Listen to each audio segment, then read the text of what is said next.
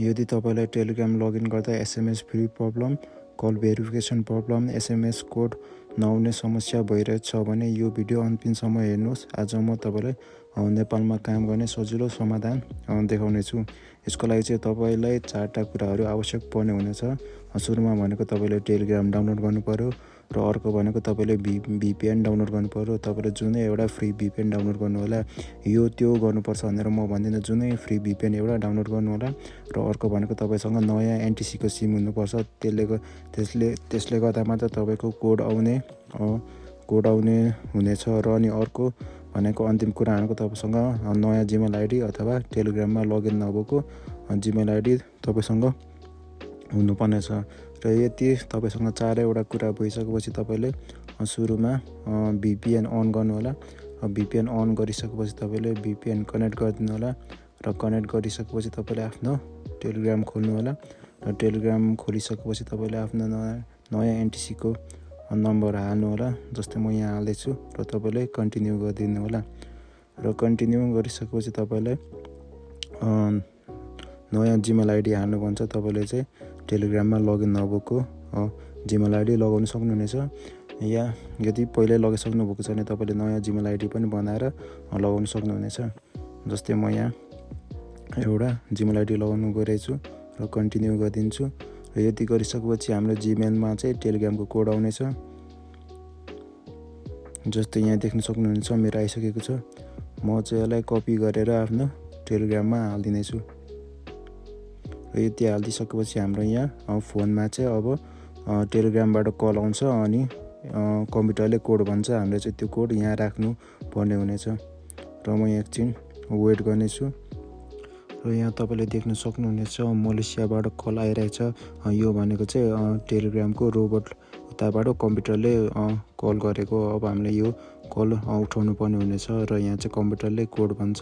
यो कोड चाहिँ हामीले आफ्नो कोड हाल्ने ठाउँमा हाल्नुपर्ने हुनेछ। र यति भइसकेपछि तपाईले आफ्नो फर्स्ट नेम र लास्ट नेम राख्नु होला। तपाईले यहाँ जे राख्दा हुन्छ, आफ्नो साथीको घर परिवारको युट्युब च्यानल छ भने तिनीहरूको पनि।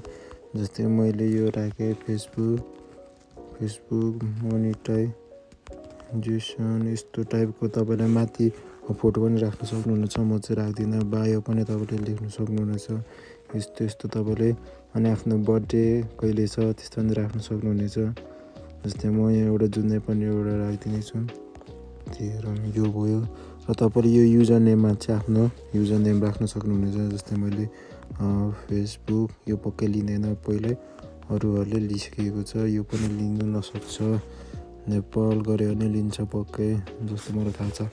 यो तपाईले युजर नेम राख्नुभयो भने चाहिँ तपाईले यहाँ तल देख्न सक्नुहुनेछ this link open a chat with you https://t.me/facebook.com Nepal यस्तो।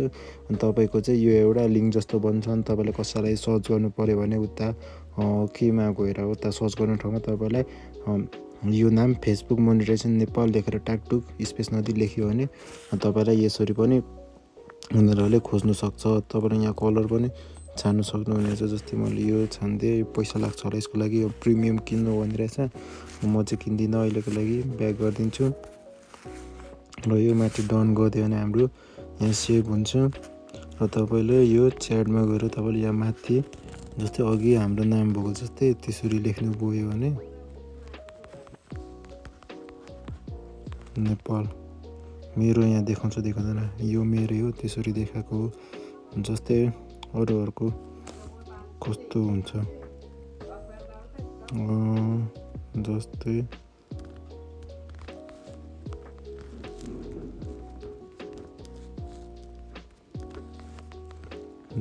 यसरी तपाईले सर्च गरेर SMS-हरू पठाउन सक्नुहुनेछ।